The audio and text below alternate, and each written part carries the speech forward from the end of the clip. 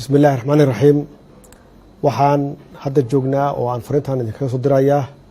magaalada Garowe ee caasimadda dowlad goboleedka ee Puntland waxaan halkan uga dirayaa hambalyo guud ahaan muslimiinta caalamka gaar ahaan ummadda Soomaaliyeed ee ku nool wadanka gudihiisa iyo dibadiisa bisha noo dhalatay ee Ramadaan bishani waa bil barakeysan waa bishii ay tahay muslimiinta oo dhan gaar ahaan ummadda Soomaaliyeed inay iscafiyaan waa bil cibaado waxaan ilaahay ka rajaynaynaa bishaan inuu noogu dhameeyo nabad iyo caafimaad sanadkiisa nagu gaarsiiyo caafimaad iyo barwaaqo waxaan ummadda Soomaaliya kula dardaarmayaa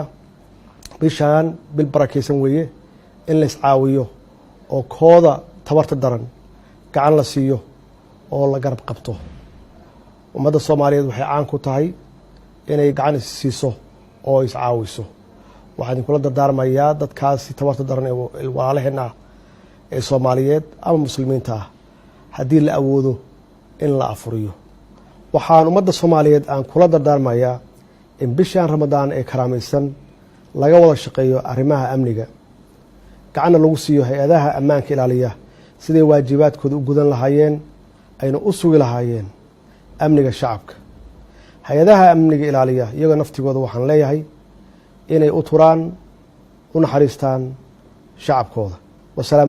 بسم الله الرحمن الرحيم waxaan dhammaan shacabka muslimiinta gaar ahaan shacabka Soomaaliyeed ugu hambalyeeynaya